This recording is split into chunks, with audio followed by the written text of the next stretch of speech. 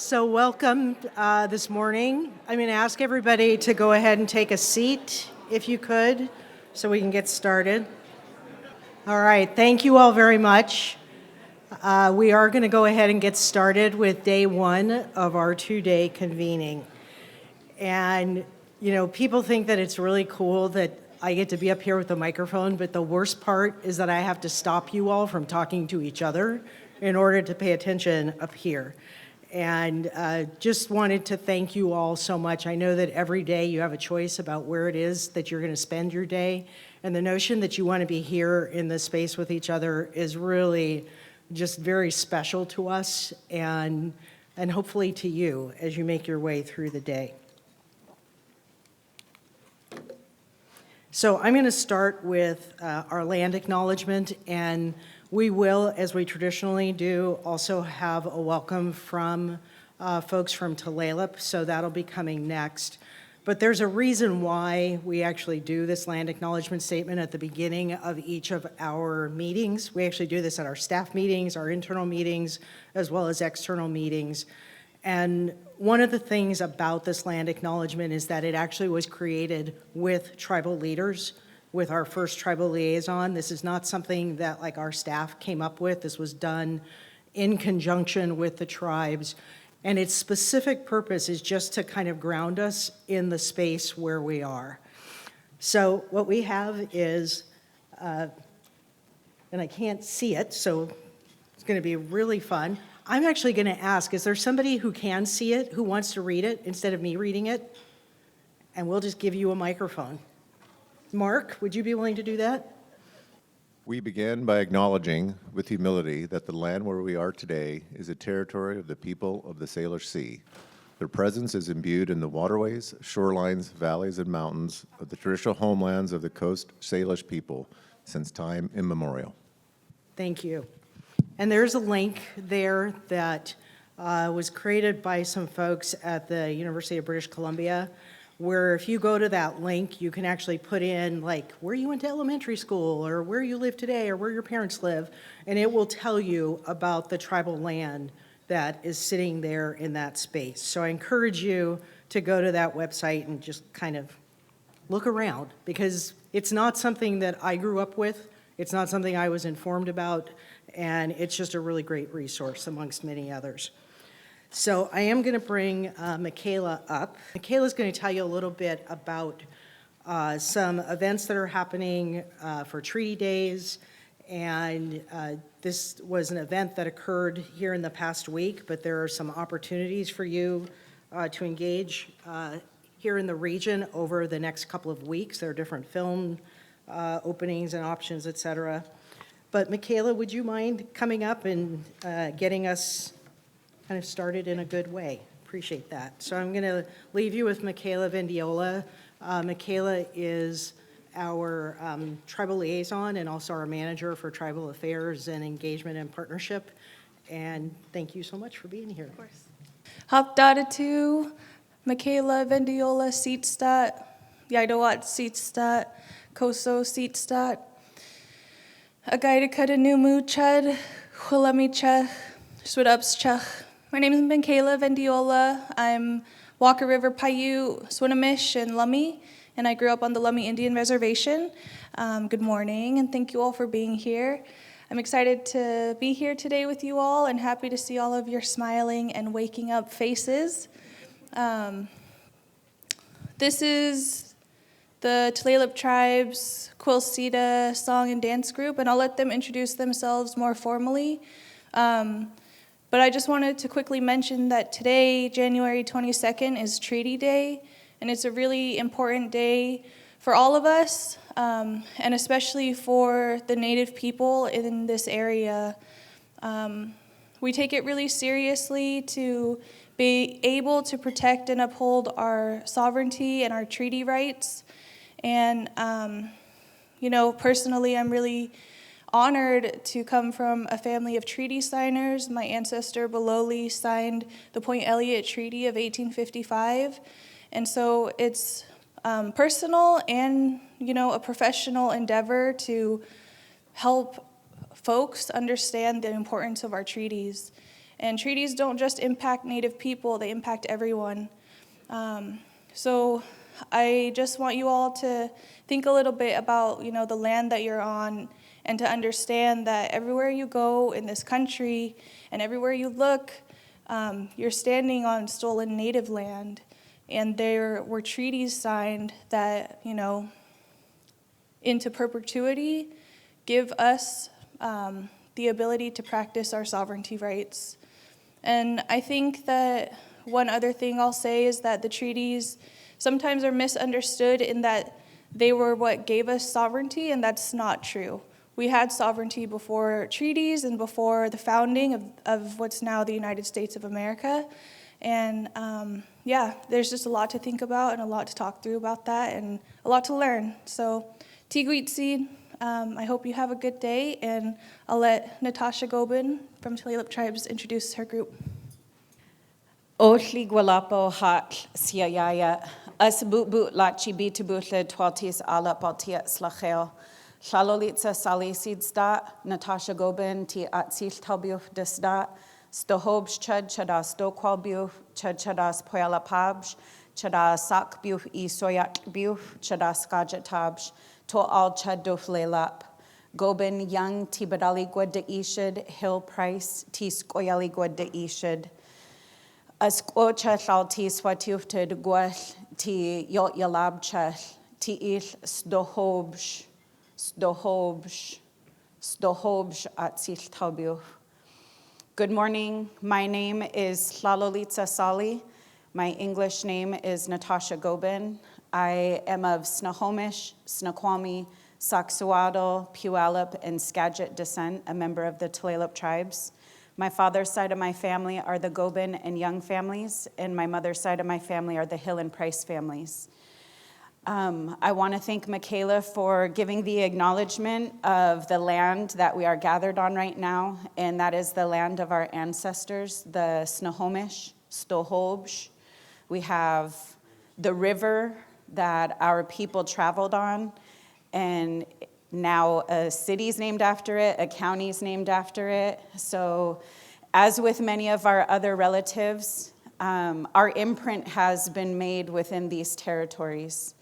And we give thanks and gratitude to our ancestors for everything that they did to make sure that we could be here today. A little bit on acknowledgement of Treaty Day. Patid guasab ti yot yalabchech twal dibach. Zehbid tis guatchech. Our ancestors thought about us long before we were born. Patid guasab twal ti badbadachech. And they thought about our children. Patid guasab twaladed ti ibatchech. And they thought about our grandchildren. They thought about all of the sh'abiuk, all of the great-grandchildren, all of those future generations, they thought about them. And as everybody walked in here this morning, as you traveled to this territory, I noticed that we have a lot of puffy jackets and we have a lot of warm clothing that we're wearing today. And what we were discussing on our way over here is how frigid the weather is. We drove by Duflela, by Tulalip Bay, and we looked at the waters that looked so calm and crisp.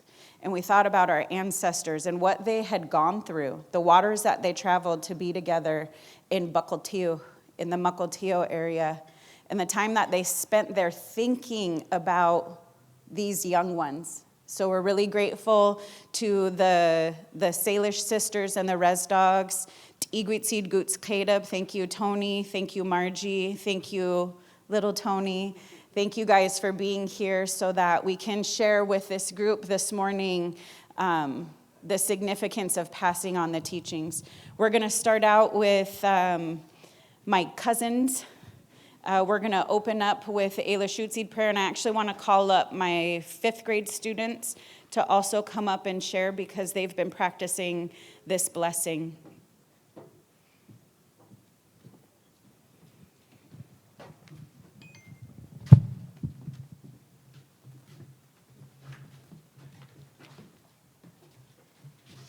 Lut iwich chech, Let us pray. O ha shaksiab, utigwitsicha twaltia slachel, utigwitsicha twaltia sasquochak, uwillaquitsicha, guahalicha tia lochak, guahalicha tia budbadacha, guahalicha tii aschachach. O basista. Creator, we thank you for this day. Stand with her, Carly. Go ahead. I'm proud of you guys. Good job. Creator, we thank you for this day. We thank you for allowing us to be here. We ask that you bless our littles, bless our elders, bless those who are in need. It is good this way.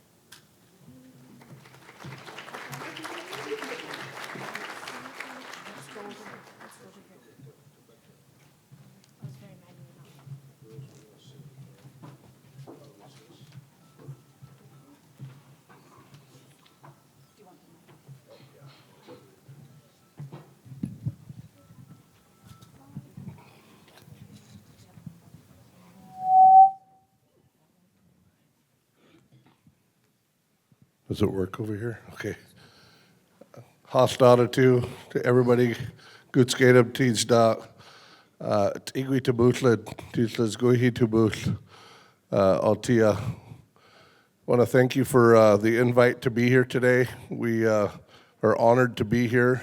We're going to share a couple of songs, and the first one belongs to our little sister Canoe, and she was the first canoe carved in the millennium.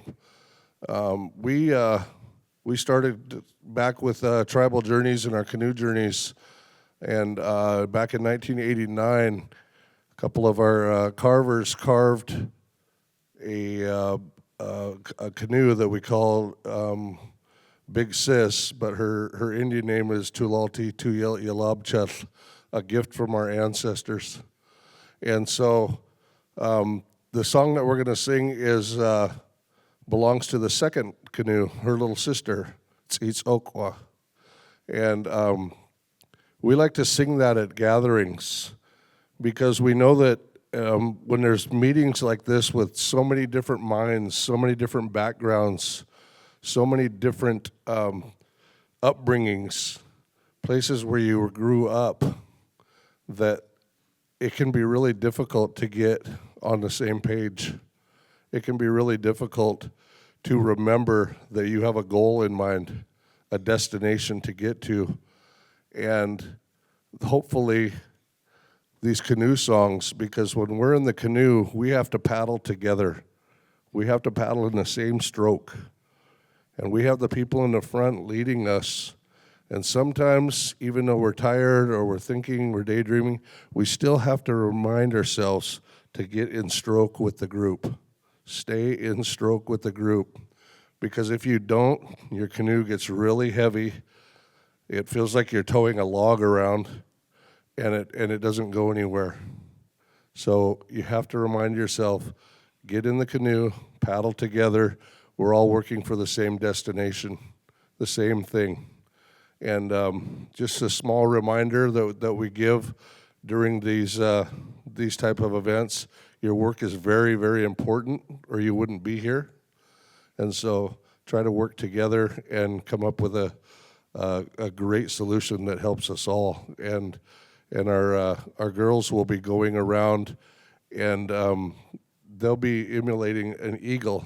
Eagle's very important to our people, and so they're looking over us as we're watching over and looking forward to our destination that we're trying to get to.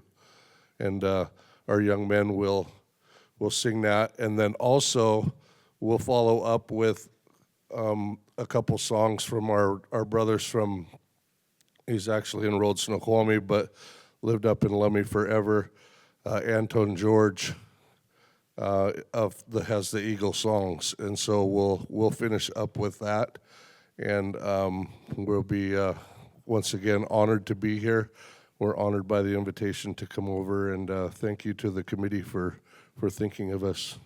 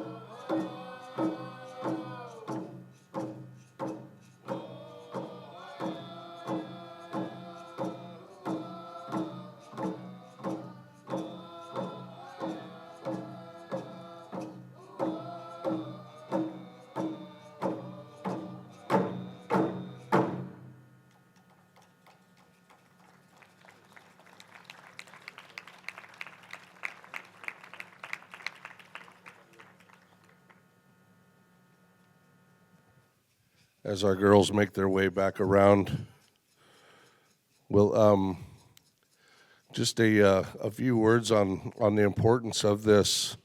We talk to our kids a lot about how important it is that they have the ability to stand up here and drum and display their culture. They know what their culture is. We talk about it a lot. Our language is so important to us in every aspect of our history, in every aspect of our culture, of everything about us. Our language was part of that. Our language is part of that, and it's so important to us that they learn that. and also that they have the ability to carry this on. When older people, like Margie over here, when she gets older, she can look back and say, I know that this is going to stay alive in our tribe for at least 3 more generations. These kids are about grandkids age, and then they'll teach their grandkids, and hopefully keeps going.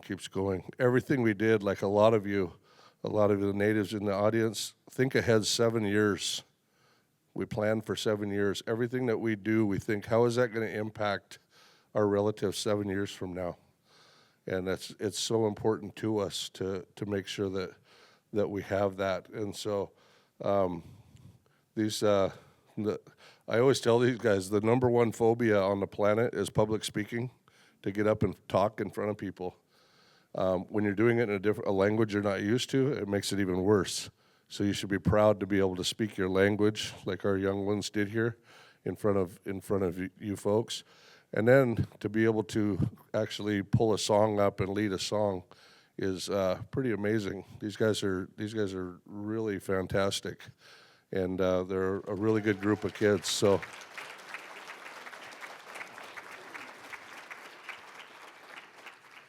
And I know they got a pretty loud singing voices because I've heard them on the playground. But we're gonna close up with that Eagle Takes Flight and Fly Eagle Fly, and we hope that helps carry your gathering on the wings of the eagle today. And we bless your gathering. We've let our young ones here bless your floor here, so that we have good thoughts and in our good minds here as we continue with our work. And whoever the cooks were, we'll thank you right now for offering the food for us earlier. Cup of coffee because it's so cold. That was nice. So hands go up to you. That's boot lachi to bootlachuth. We raise our hands to you. And thank you for allowing us to be here. We'll share one last song, or these sister songs, and then excuse ourselves. So thank you again.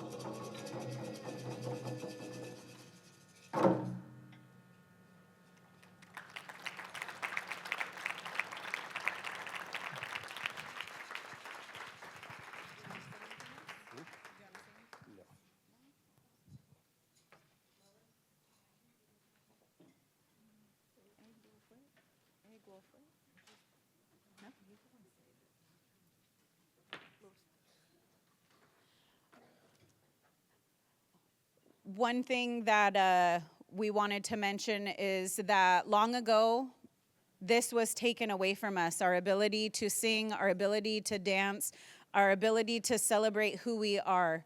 And today, for us to be able to be in this room with you and for our youth to be able to rise up and be able to share these teachings, it really feels good. So we hope that those good feelings are left with you and that they help carry you through your work and on your way home as well. Oh. She took the words right out of my mouth. So I just want to acknowledge these young ladies. You know, it's not easy going around. The song is circulated around the room when the girls go around. So, and they carry that courage and that essence to you guys. So my hands are up, and to the boys for being song leaders, you know, and to me, it's so powerful to see. So, and I just wanted to say, in our language, cha-chas is a child, but the elders add an extra A when they are maturing. So they earn, and I tell this, you earn an extra A. So it's cha-chas. So, thank you.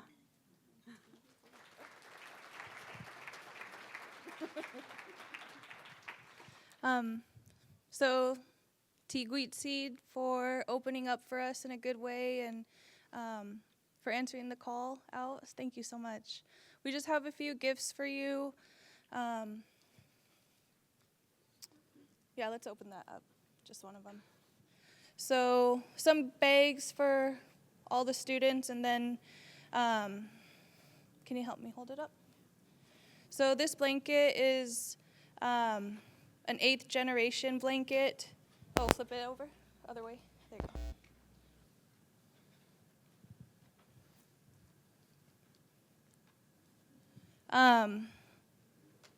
It's an 8th generation blanket, and it was created by Children of the Setting Sun Productions. And we have 2 of them for you, one for your Lushootseed department and one for Quil Ceda schools. And this blanket is a thank you to you youth for coming and practicing your culture and dancing. So you can hang it up or use it. But just remember that, you know, it's important to practice and show people who you are and to never be ashamed of who you are because it's a good thing. So Haishka or Lushootseed. Yeah, so if you can send a delegate up, you can grab this box and this blanket.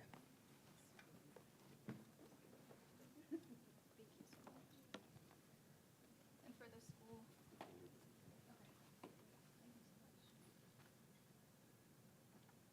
Let's just go through the line. Thanks. Let's give them another round of applause.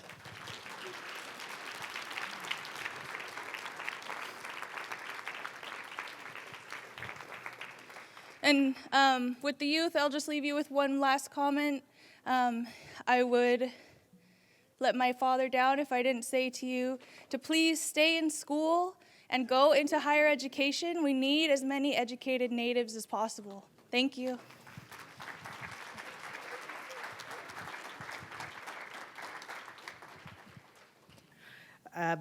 So this is how we're going to move through the rest of the day. We're honored to have John Powell with us to do a keynote. It's going to be followed by one of our communities of practice, which has been around targeted universalism. We're then going to have lunch, so you really are going to have a break. And then Michael Greer is joining us after lunch to talk about the arts and how the arts intersect with how we think about health and how we're building communities in the future. We're going to have a presentation about care coordination because that's a really big part of what our team is working on. and interspersed throughout the day. So at lunchtime and at different breaks, you're going to be hearing from people in the room about the work that they're doing, how they're part of the network, and how this work is expanding. And then at the end of today, unlike tomorrow, at the end of today, we're actually going to have a mixer. So we're going to have food and drink outside, and we have two things. One is, where's Cynthia? Thank you. Thank you for making a noise because I can't see anything out there. But Cynthia has a group actually based here in Everett, the North Sound Steppers, and they're going to be doing some dancing instruction with us. And then where's Marco? Thanks to Marco, we actually have the folklorico dancers, I believe, coming. And so we're going to just like have some fun and allow you all some time to just hang out with each other. So that's the day. We do have some agreements, and I'm not going to read these all to you, but they really are about how it is that we come together with each other in community and try and create space for dialogue and understanding, and how we can actually also look at not only what happens today, but what happens tomorrow, what happens a week from now, what happens as we keep moving along in this journey. So there's a couple of reminders that I want to just share to go along with what's up there.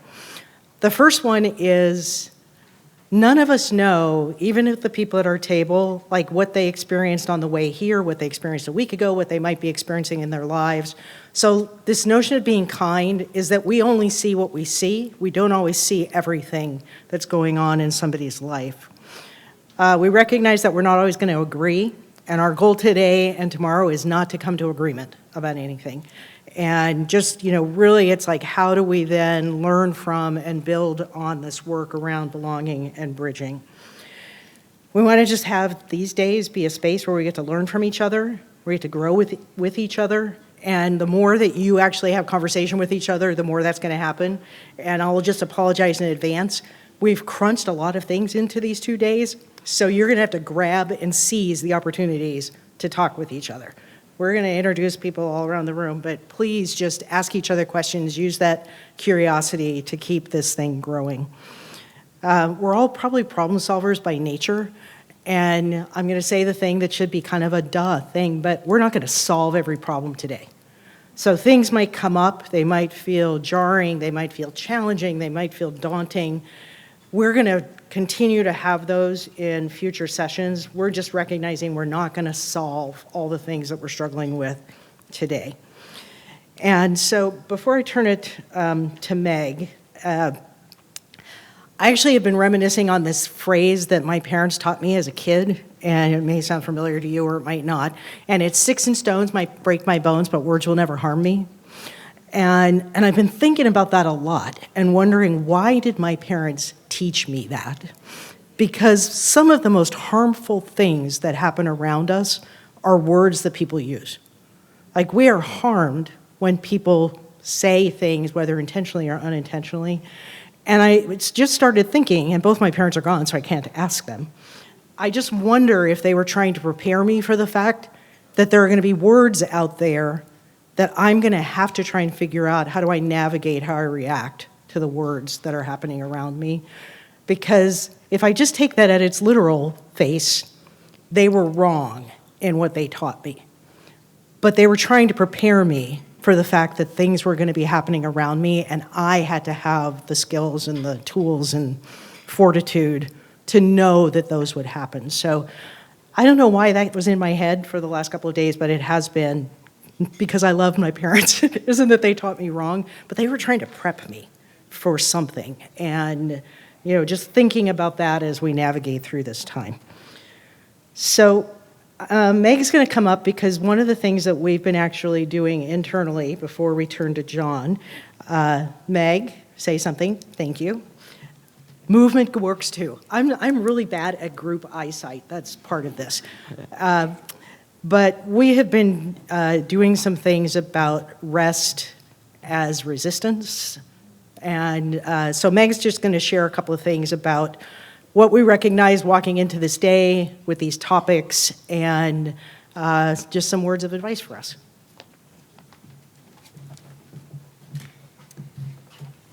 Hi. And the words of advice will not be from me, but from wiser people than me that I will share with all of you. We've already said a lot of thanks, but I'm going to say it again for taking time out of your busy days and lives, the important work that you do to be with us today. We do not take this for granted, that we ask of your time at our convenings and the other work that we do together, because I think all of us agree that together, we can go farther, we can grow better, we can grow more, I should say. And so I am going to, as Liz said, me personally, and then bringing this into my work, and everyone's really been, adopting it. We've really been enjoying it. Is Rest is Resistance, which is an area of work by Tricia Hersey, and she has a book out now, and she also created this rest deck that I brought with me because I'm going to read a card for us today. So it's just possibly an intention for all of us, but it's a reminder for you to take your time, take care of yourself, take care of each other, because we can best take care of each other if we take care of ourselves.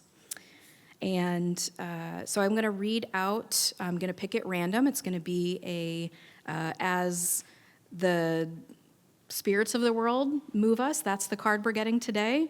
And then I'd like everyone to, if we have some time for discussion.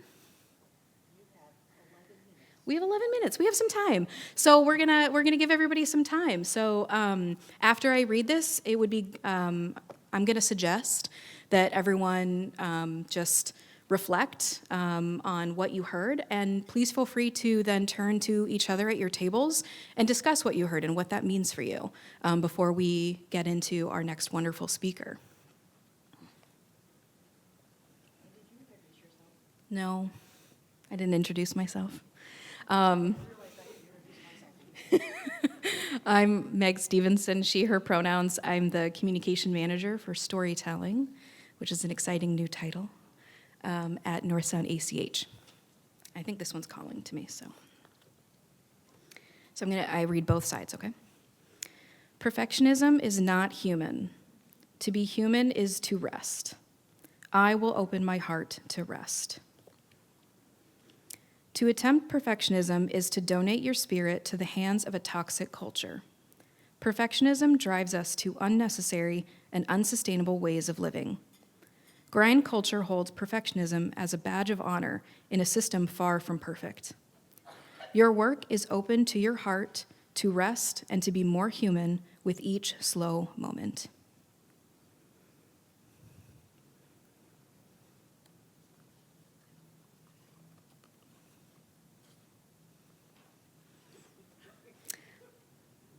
So please feel free to turn. You can sit with yourself if you'd like, but I encourage you to use this time to meet your table mates and share what you just heard, what that feels for you, and we'll bring you back with John Powell.